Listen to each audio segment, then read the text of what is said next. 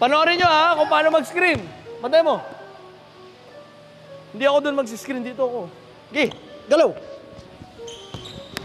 Nakita mo yung screen ko? Huwag kang mag-screen dito sa ibabaw. Lahat kayo, walang screen na ganito ha. Saan ka dadaan? May natamaan? Wala. Isa pa, live tayo ha, live.